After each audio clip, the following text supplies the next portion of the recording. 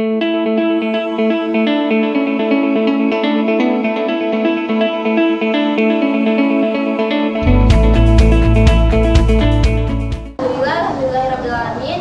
Puji syukur kehadiran Allah Subhanahu wa Ta'ala yang telah melimpahkan karunia-Nya sehingga kita dapat berkumpul pada acara hari ini tanpa halangan suatu apapun. Salawat dan salam marilah kita haturkan kepada junjungan kita Nabi besar Muhammad yang kita tunggu-tunggu syafaatnya hingga yaumil akhir. Kami ucapkan terima kasih kepada para siswa-siswa SMK Bina Komuni Luhur yang telah meluangkan waktunya untuk mengikuti acara penyuluhan dengan judul Penanggulangan Komentar Negatif pada Platform TikTok. Sebelumnya izinkan kami untuk memperkenalkan diri. Halo semuanya. Aku Anastasia Fauzia. Kita berdiri di sini sebagai pembawa acara akan membacakan susunan acara pada kegiatan hari ini, yaitu ada pembukaan, sambutan, dan TikTok juga yang lainnya, pendidikan atau guru atau pendidik ataupun calon tenaga pendidik kelak menjadi peran penting dalam menciptakan generasi yang memiliki keterampilan yang akan datang. Halo, selamat siang adik-adik. Ada sebanyak 5,45 miliar pengguna sosial media di dunia, dan pengguna TikTok itu ada sekitar 157,6 juta orang. Kalian tahu kan sebanyak apa itu? Tapi dengan perkembangan zaman seperti ini, kita kurang edukasi secara digital untuk menanggulangi komentar-komentar. Kita tahu sosial media itu mungkin dadakan ya. Tahun 2020 karena COVID kita terpaksa ya belajar online. Begitu juga dengan orang-orang tua, jadi sosial media secara tiba-tiba ya. Oleh karena itu, karena banyak dampak negatif, kita sebagai orang yang berpendidikan ingin mengedukasi adik-adik yang di sekolah. Tujuan kita yang pertama menciptakan lingkungan yang aman, positif bagi para pengguna. Contohnya kayak misalkan ada suatu konten yang positif, membawa dampak positif buat kita kalau komentarnya positif juga kan. Tapi oleh karena itu, sebelum ada orang komentar negatif, kita ingin menciptakan lingkungan supaya ketika ada suatu konten kita bisa mengambil ilmunya, entah dari videonya atau dari sisi komentarnya. Lalu mencegah cyberbullying. Kalian tahu nggak cyberbullying itu? Tahu. Pembulian secara online. Banyak ya yang sering terjadi. Cyberbullying itu banyak sekali. Cyberbullying, doxing, dan segala macam. Lalu kita juga mau melindungi kesehatan mental pengguna. Kita sering melihat kan pengguna sosial media, konten kreator sering kali menerima hujatan-hujatan sampai mentalnya down, ya kan? Oleh tangan-tangan kita yang tidak bertanggung jawab. Mungkin kita asal ketik aja, wah ini gini. Kita nggak tahu kan dia ngambil hati atau ternyata itu berdampak negatif. Lalu dia melakukan tindakan-tindakan yang merugikan dirinya. Halo teman-teman semuanya. Saya akan menjelaskan tentang hambatan. Kalian tahu gak sih hambatan dari pengguna TikTok itu apa? Selain menawarkan kemudahan untuk berbagi informasi dan komunikasi, TikTok juga menyediakan berbagai fitur seperti fitur memposting video, mengupload video, serta berkomentar. Bahkan sekarang TikTok juga ada belanja kuning untuk belanja add-on. Sayangnya, fitur komentar ini seringkali digunakan sebagai komentar negatif atau ujaran kebencian. Di sini ada contoh-contoh komentar negatif, kalian bisa lihat sendiri ya. Kalian tahu gak dampak komentar negatif ini bisa membuat mental kalian tuh down. Ini ada foto internal dan eksternal. Yang dimana foto internal itu meliputi latar pendidikan, latar tempat tinggal, dan lingkungan sosial. Yang terakhir itu diikuti di kalangan umur. Dan faktor eksternal itu dari ketidakpuasan terhadap konten yang memancing amarah publik, serta menggiring opini. Yang terakhir, perbedaan sudut pandang terhadap konten. Jadi di sini berbijaklah, berkomentar sebelum menghujat. Terima kasih. Halo teman-teman. Strategi apa yang paling efektif untuk menangani komentar negatif pada platform TikTok? Jadi untuk strateginya itu kita terbagi menjadi dua. Ada strategi berkelanjutan untuk jangka panjang dan juga ada strategi berkelanjutan untuk jangka pendek. Tujuan kita ini itu gunanya tadi tujuannya sudah dibantu jelaskan sama rekan saya. Tujuannya yaitu untuk mengedukasi guna menciptakan lingkungan yang harmonis, mencegah cyberbullying dan juga menjauhkan dari hal-hal yang tidak diinginkan. Nah, untuk strategi jangka pendeknya itu kalian bisa lakukan sendiri ya, karena kan platform TikTok itu punya berbagai macam fitur. Kalau kalian berkomentar, kalau kalian posisinya sebagai konten kreator, kalian tuh pasti bisa buat nutup komentarnya, ya kan? Di sini ada yang mau jadi konten mau upload konten tapi nggak suka dikritik sama orang. Nah, kalian tuh bisa buat pakai fitur dari TikTok itu untuk menutup komentarnya.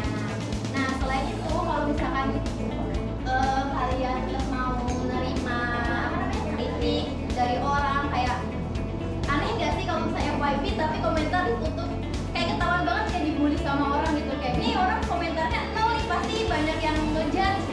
Pernah lihat nggak? Nah, bisa nge-report komentarnya atau setting bullying supaya komentar-komentar negatif yang kalian gak suka atau yang gak suka ada di konten kalian itu bisa kalian setting biar komentar itu tuh nggak ke-posting di postingan foto kalian, di postingan video kalian.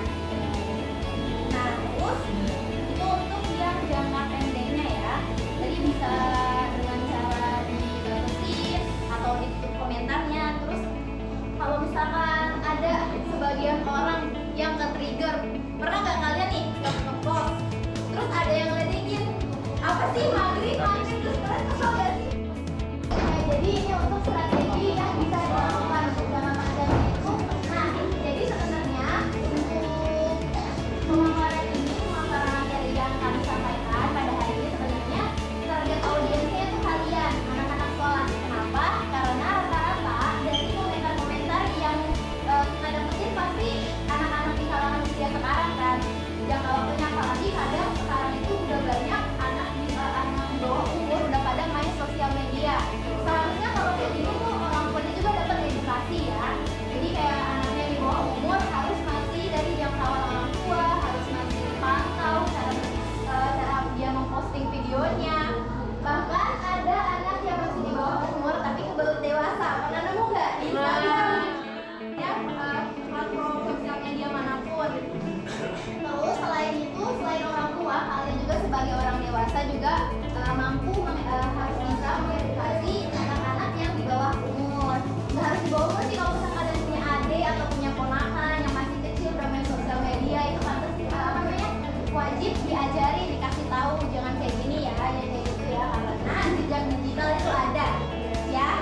Itu untuk yang strateginya yang bisa kalian lakukan ya. Jadi untuk jangka panjangnya ini kalian dapat ilmu dari sini, kalian bisa salurkan lagi ke orang kita, terutama anak-anak di bawah umur, karena untuk saat ini tuh yang targetnya banyak dapat komentar negatif juga anak-anak di bawah umur yang dijadikan joki, Ricis. oh yang listen. Buset. Oke, kamu boleh bantu jelasin yang untuk datang pada konten kreatornya. Kreatornya itu. Ada teman-teman dong. Teman-teman, aku mau kasih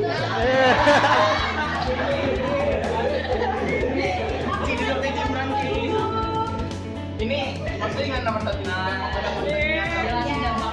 Kalau gagal kayak udah coklatnya habis.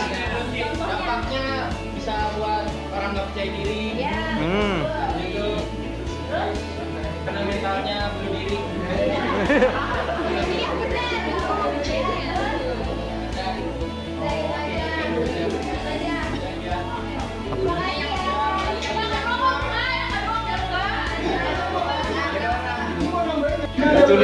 tentang peran edukasi dan literasi digital dan mengurangi komentar negatif. Ada yang tahu nggak sih seberapa penting peran edukasi digital dan literasi digital itu?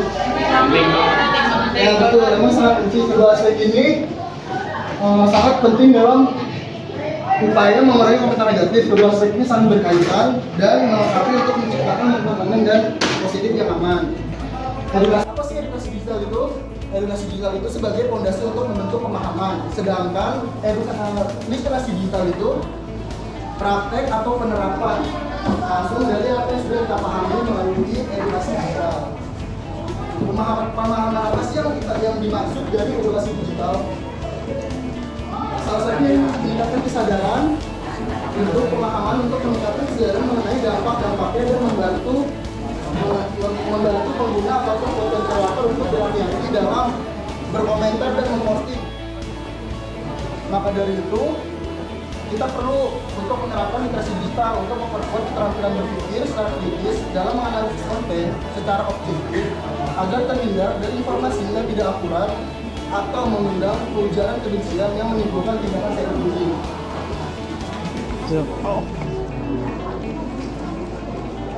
Tadi kan sudah dijelasin mengenai tujuan. Bisa disimpulkan pada intinya bermedia sosial adalah tentang berbagi dan berinteraksi. Namun kita perlu memiliki kesadaran, kecakapan, emosional yang baik untuk menghadapi berbagai macam reaksi, termasuk komentar negatif. Mau minum pakai apa? Kalau nggak pakai. Kita bisa menjadikan media sosial sebagai platform yang positif dan bermanfaat. Sekian dari saya. Apa ada yang ingin menambahkan atau ada yang bertanya? Dari awal sampai akhir. Mengenai komentar-komentar.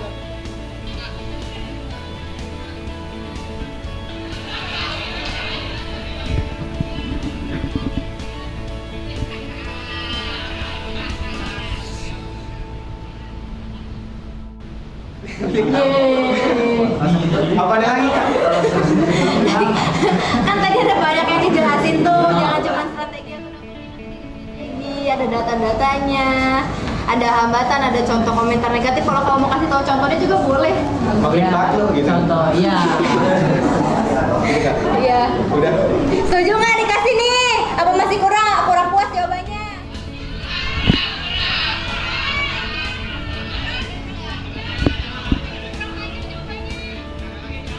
Kan tadi katanya kita boleh berkomentar negatif, tapi ada tata keramanya kan. Aku minta contohnya yang gimana sih kita berkomentar negatif, tapi sesuai gitu sama prosedurnya yang nggak terlalu menyakitin perasaan konten kreator tersebut. Mungkin maksudnya itu komentar negatif tapi secara halus. Iya. Oke, baik.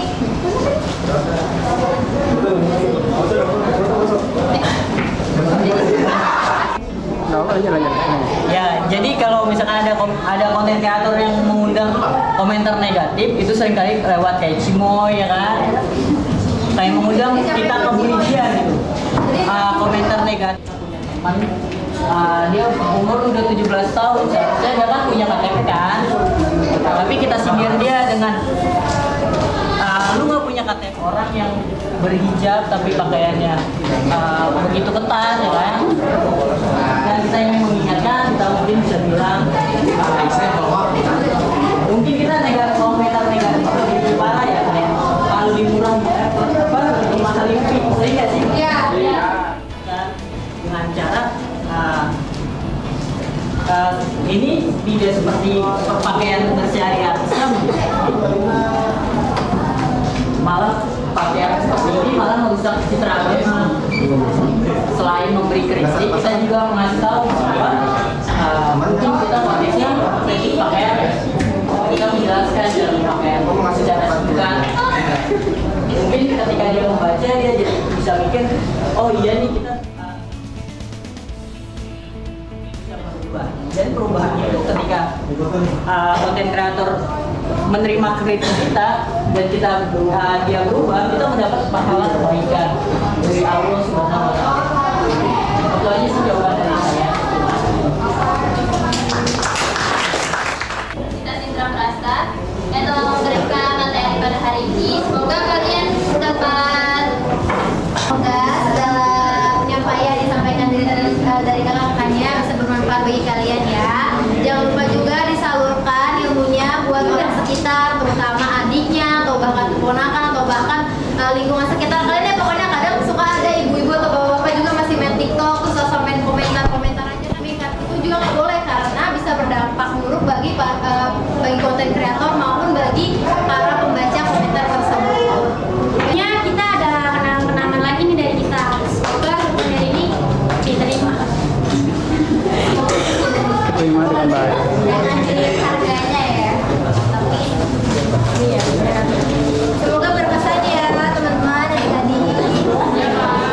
A few moments later.